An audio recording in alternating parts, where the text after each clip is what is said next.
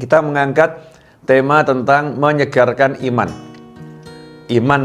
Iman itu artinya kita percaya. Punya iman, punya kepercayaan. Dalam Islam ada rukun iman yang 6 itu. Nah, orang kalau udah imannya itu kuat, percaya pada Allah Subhanahu wa Ta'ala, maka hidupnya akan menjadi serba mudah. Hidupnya menjadi serba mudah. Contoh, saya punya sahabat.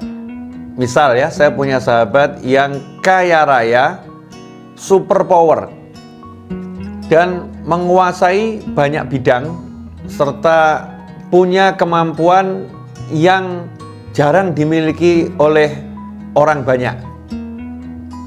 Ketika saya percaya teman saya itu akan menolong saya, percaya teman saya itu akan membantu saya, percaya teman saya itu akan hadir untuk saya, maka saya menjalani hidup ini ketika nggak punya uang nyantai.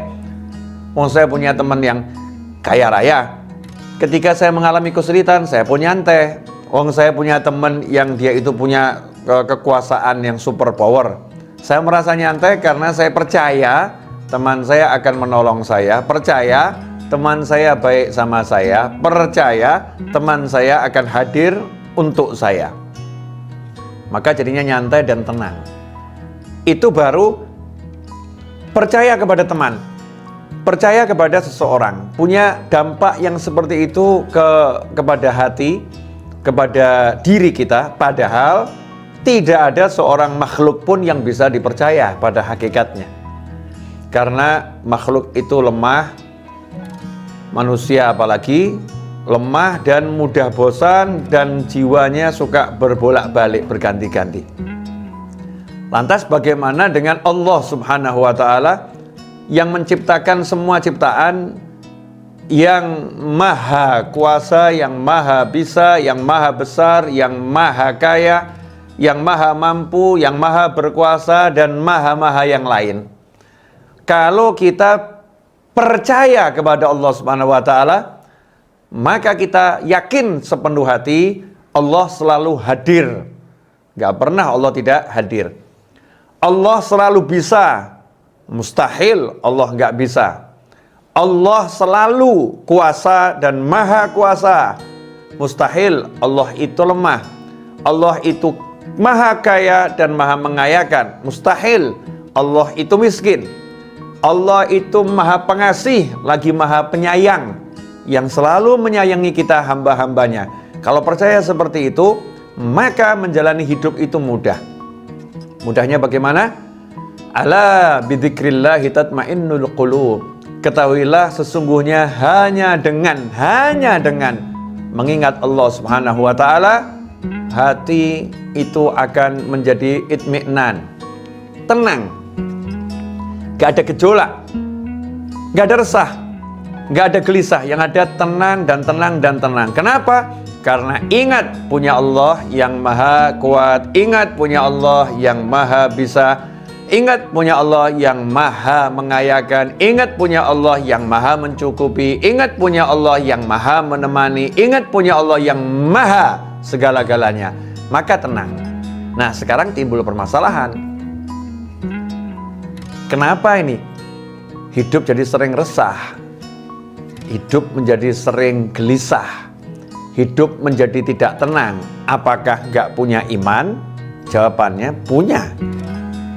Apakah nggak percaya pada Allah Ta'ala? Jawabannya percaya. Lantas kenapa ada kegelisahan, ada ketidaktenangan, ya, ada kebingungan? Jawabannya adalah sederhana. Kadar percayanya ini tipis. Kalau bahasa mudahnya, al-iman yazid wa yanqus. Iman itu pasang, naik, kuat, dan surut, turun, melemah. Pada titik iman itu lemah, maka menjadi muncul bisikan keraguan, ya, menjadi lebih percaya pada yang tampak, percaya pada tabungan, percaya kepada usaha, maka ketika tabungannya tipis, usahanya itu juga kecil, ya kemampuannya itu lemah, maka hidupnya pun dalam resah dan gelisah. Karena percayanya sama Allah tipis, yang besar percayanya kepada selain Allah Subhanahu wa ta'ala. Karena itu solusi dalam kehidupannya adalah bagaimana caranya menjadikan iman itu naik setinggi-tingginya dan konstan istiqomah dalam ketinggiannya, dan menjadikan iman itu kokoh, kuat, dan besar. Jawabannya mudah, jawabannya sederhana. Al-iman yazid bita'ah wa yankus bil ma'siyah. Iman itu akan tambah dengan ketaatan, dan iman itu akan turun dengan kemaksiatan. Karena itu tinggal kita tingkatkan takwa kita, maka iman kita dengan sendirinya akan naik. Nah, lantas bagaimana cara meningkatkan ketakwaan, cara menyegarkan iman, biar imannya itu segar? Dikatakan oleh para ulama, sesungguhnya iman itu seperti sebatang pohon. Ini tongkat saya ini anggap pohon, batang pohon. Nah, batang pohon ini kalau kering, ya kalau kering maka dia akan roboh. Batang pohon ini kalau kering dia akan roboh, ya akan roboh. Tapi kalau batang pohon ini segar, dia akan kuat dan akan bercabang. Akan bercabang, kemudian daunnya pun akan bermunculan, ya akan tumbuh daunnya, kemudian akan rindang, menaungi. Dilihat enak, ya kemudian duduk di bawahnya enak, bersandar pun di pohon ini nyaman, ya. Dan dia punya fungsi yang banyak, bisa menjadikan sebagai filter, ya sebagai filter, sebagai paru-paru, ya sebagai paru-paru lingkungan. Karena apa? Karena kokoh, segar, daunnya banyak, rindang, ya dan dia hidup, ya hidup. Itulah iman. Kalau iman ini segar, iman ini kokoh, maka dilihat orangnya juga enak. Kitanya dilihat enak. Kalau imannya kuat, imannya kokoh, imannya segar, maka dia akan menjadi paru-paru. Paru-paru yang akan mensterilkan sekitarnya. Maka orang yang dekat dengan orang yang imannya kuat, ragunya pun akan terkikis. Tiba-tiba kok jadi yakinnya kuat ya. Dekat sama orang tersebut, semangatnya tinggi ya. Kenapa? Karena difilter. Ini pohon yang rindang tadi mampu memfilter kotorannya, menyaring, bahkan membersihkannya. Seorang mukmin yang imannya kuat, maka yang di sekitarnya pun akan menjadi tenang. Di sekitarnya pun menjadi bersemangat. Sampai sedemikian hebat pengaruhnya. Lantas gimana nih cara menyuburkan, menyegarkannya? Jawabannya sederhana. Kalau tanaman itu ya disirami, ya tanaman itu kemudian diberi pupuk, maka iman kita harus disirami, iman kita harus diberi pupuk. Nah, terus bagaimana tanamannya? Disiraminya dengan apa? Jawabannya disirami, diberi pupuk dengan yang namanya ketaatan. Dan ketaatan itu diantaranya adalah zikrullah. Berzikir kepada Allah Subhanahu wa ta'ala. Nah, ini sekarang ini kita aneh. Kita pengen imannya kuat, tapi kita nyebut kalimat la ilaha illallah sehari cuma sedikit. Nggak disirami dengan la ilaha illallah, bagaimana bisa kuat nih imannya? Karena sumbernya iman adalah kalimat tauhid. Itu sumber utamanya iman. Pangkal utamanya iman di situ. Bedanya antara mukmin sama kafir adalah punya kalimat tauhid atau tidak. Kemudian sholawat kepada Nabi Muhammad SAW. Setiap hati itu akan berkarat. Dan yang menyebabkan hati itu menjadi mengkilap adalah kalau disolawatin. Ya, solawat itu menjadikan hati mengkilap. Jadi menyala, bersinar hatinya, disolawatin. Maka kalau pengen hatinya itu bersinar, kemudian hatinya itu kokoh, yaitu perbanyak solawat dan perbanyak mengucapkan kalimat tahlil. La ilaha illallah, la ilaha illallah, la ilaha illallah, la ilaha illallah, la ilaha illallah, la ilaha illallah. Kemudian disolawatin, Allahumma sholli ala sayyidina Muhammadin wa alihi wasallam, Allahumma sholli ala sayyidina Muhammadin wa alihi wasallam, Allahumma sholli ala sayyidina Muhammadin wa alihi wasallam. Solawat, ya, dan kalimat tahlil tadi akan menjadi pupuk sekaligus siraman yang mengokohkan iman. Kemudian zikir-zikir yang lain, mengusir hama. Ini tanaman ini kalau nggak dijaga, hamanya akan datang juga habis. Dan hamanya untuk tanaman iman adalah dosa. Dan untuk mengusir dosa itu diantara dengan banyak istighfar. Ya, dengan banyak istighfar. Astagfirullah, astagfirullah, astagfirullah. Ya, dengan kesungguhan minta ampun sama Allah Subhanahu wa taala. Astagfirullah, astagfirullah, astagfirullah. Istighfar sebanyak mungkin. Ini kalau kita lakukan istighfarnya jalan, sholawatnya jalan, kalimat tahlilnya jalan, maka hati kita akan segar. Hatinya segar. Kalau udah hatinya segar, otomatis di situ akan muncul semangat untuk memperbanyak sholat, semangat untuk memperbanyak qiraatul Quran, semangat untuk meninggalkan yang haram, semangat untuk banyak bersedekah, semangat untuk banyak mencari ilmu, semangat untuk banyak berbuat kebaikan akan muncul. Kalau dari sumbernya sudah dibuat segar. Ikhwani rahimakumullah. Karena itu banyak ulama menyusun rangkaian-rangkaian zikir sebagai formula kesehatan hati, ya, formula kesehatan jiwa. Kalau dalam dunia para habaib, maka di situ kita banyak mendengar istilah rotib. Ada rotibul haddad, ada rotibul attas. Rotib yang dibaca di waktu malam selepas matahari tenggelam, bisa dibaca habis maghrib, bisa dibaca habis isya, ya, entah di antara maghrib dan isya atau ba'dal isya, boleh membacanya. Sudah dikumpulkan kumpulan-kumpulan zikir yang akan menjadi formula yang buat hati ini sehat, hati ini segar. Kemudian kita juga mengenal wirid, rangkaian-rangkaian zikir yang lebih panjang, ya, lebih panjang, lebih banyak jumlahnya, aneka ragam isinya. Biasanya dibaca diantaranya di pagi hari seperti Wirdul Latif, kumpulan dari zikir-zikir nabawi yang dibaca di pagi hari. Kalau kita amalkan itu, Wirdul Latif dibaca, Rotibul Haddad dibaca, Rotibul Attas dibaca, tiap hari kita istiqomah, minimal kita sudah punya santapan dasar untuk kesehatan, nutrisi utama untuk kesehatan hati. Hatinya akan segar, ya, hatinya akan segar. Orang yang hatinya segar itu dilihat enak orangnya, ya, dilihat orangnya enak karena hatinya segar. Tapi kalau hatinya layu, kita tahu pohon kering itu dilihat ya gak enak. Dilihat yang hijau asyik, pohonnya kering ya dilihat nggak cakep. Seperti kalau mungkin Anda lagi di Jepang, Masya Allah, itu di Jepang itu ada tanaman yang berbunganya setahun sekali kalau saya nggak salah, begitu Mas Eto ya. Sakura itu setahun sekali. Ketika kering itu ya kurang menarik. Apa ini pohon kering, nggak ada apa-apanya. Tapi begitu tiba bulannya, tiba-tiba Masya Allah muncul bunganya. Semua orang itu rasanya pengen berangkat ke Jepang hanya untuk nonton sakura itu. Dikasih fotonya, lain nih foto ini. Beda itu kalau di sana, wah nuansanya, rasanya, kena sepoi-sepoi anginnya, aromanya, lihat warnanya yang pinknya itu lain, beda. Sakuranya cakep itu, harus di sana lihatnya. Sampai seperti itu. Nah, itu baru pohon. Nah, begitulah orang soleh.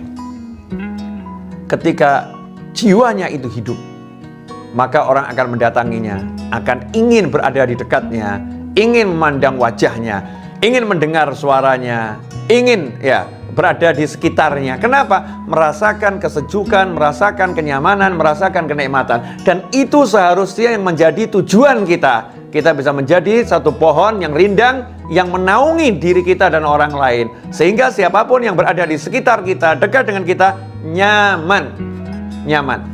Sampai dikatakan oleh orang-orang yang hidup di kota Siwun, Hadramut, Yaman, pada tahun 1333 Hijriah sebelumnya.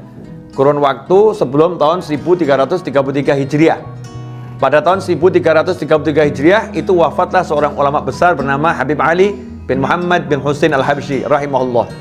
Habib Ali meninggal dunia tahun 1333 Hijriah. Maka setelah tahun 1333 Hijriah, bagaimana komentar masyarakat di kota Siwun? Ya, mereka berkomentar, kami baru mengenal rasanya hidup di dunia setelah wafatnya Habib Ali bin Muhammad bin Husain al-Habsyi rahimahullah. Kami baru merasakan hidup di dunia setelah wafatnya Habib Ali.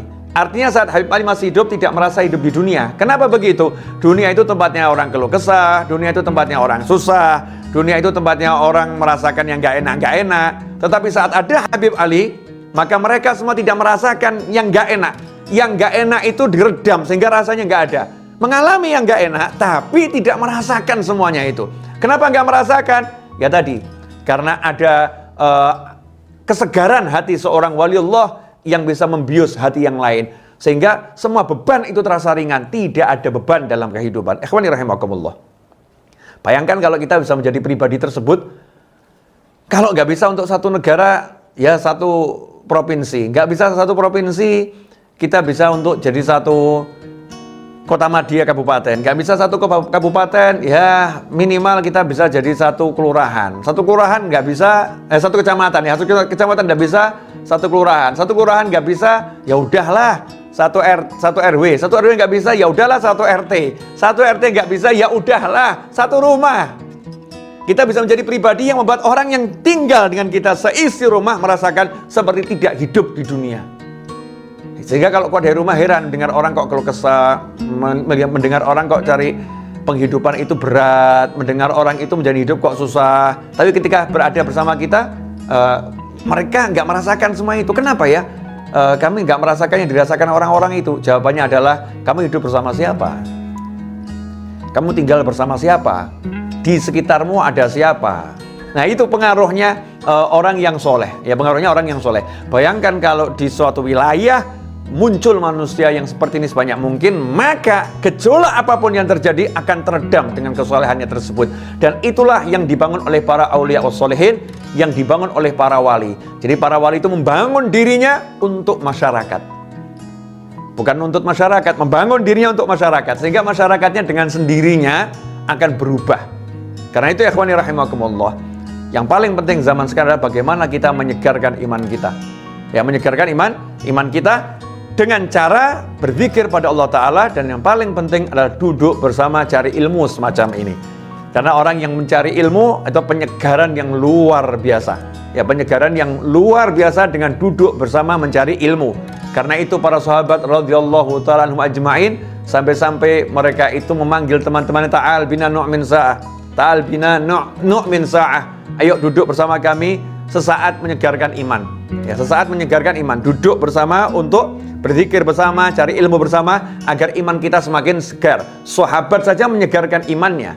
Sahabat itu ya, beliau menyegarkan keimanannya dengan cara mau duduk bersama temannya untuk cari ilmu, untuk membaca Al-Quran, untuk berzikir pada Allah Subhanahu wa Ta'ala. Ikhwani rahimakumullah. Samping itu berzikir, dikatakan bahwasannya kalimat la ilaha illallah jadidu imanakum, perbaurilah iman kalian, segarkanlah iman kalian dengan mengucapkan la ilaha illallah. Ya, segarkan iman dengan mengucapkan la ilaha illallah. Nah saat ini kita tidak mau buat iman kita segar, tidak mau kita freshkan. Barang yang baru itu kan menyenangkan, barang yang baru itu kan disenangi. Nah kalau iman kita itu baru terus segar terus, ya kita akan menjadi pribadi yang senang terus, ya, dan menyenangkan, ya, dan menyenangkan. Ikhwani rahimakumullah. Nah ini penting, ya, penting sekali kita membiasakan diri untuk duduk berzikir bersama, cari ilmu bersama, memperkuat iman. Karena ya porosnya di situ, kuncinya di situ.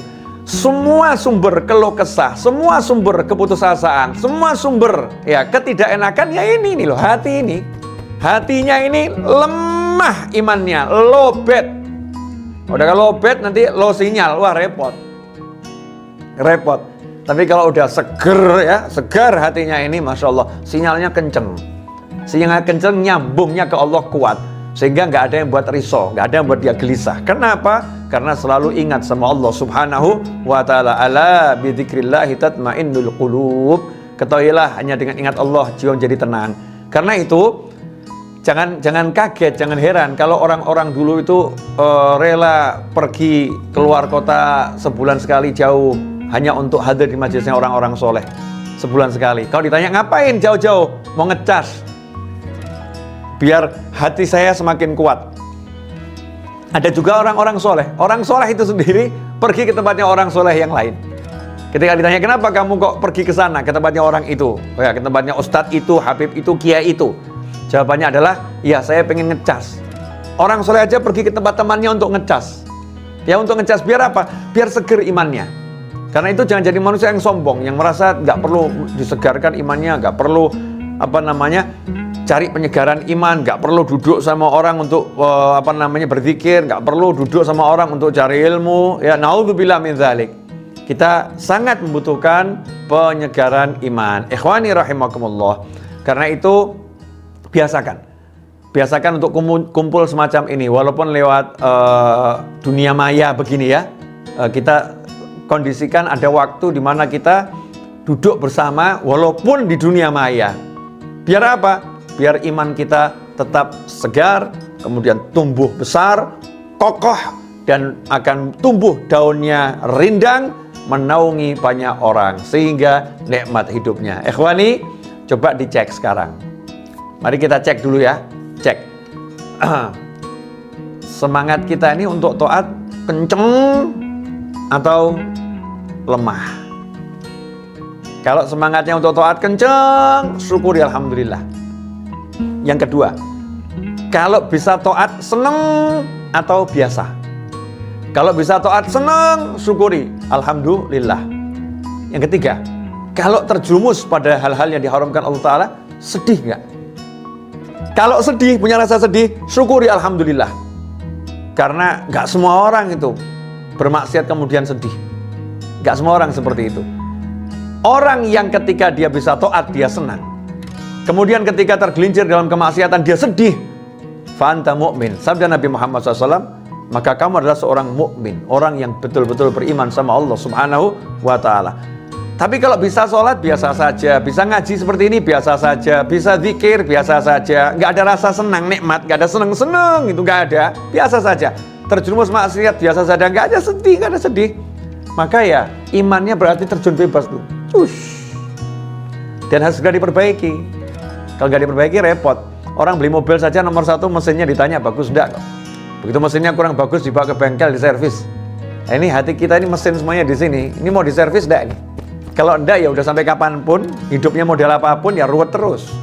Nggak akan selesai-selesai. Nggak akan merasa menemukan ketenangan, nggak ada. Karena tenang tuh di sini, bukan di sini. Sini boleh muter seperti apapun. Kalau sininya benar, ini akan tenang. Akan tenang. Apalagi yang di luar. Tenang tuh bukan masalah yang di luar. Di luar punya apapun dan siapapun nggak akan buat tenang. Tenang tuh di sini. Kalau udah gini, ini kontak sama Allah Ta'ala, ini bersih, ini hati ini. Hati ini dijaga terus, dikuatkan, dikencangkan dengan zikrullah, maka dengan sendirinya akan mendapatkan al-itmi'nan, ketenangan. Ya, mendapatkan ketenangan. Jazakumullah khairan. Wassalamualaikum warahmatullahi wabarakatuh.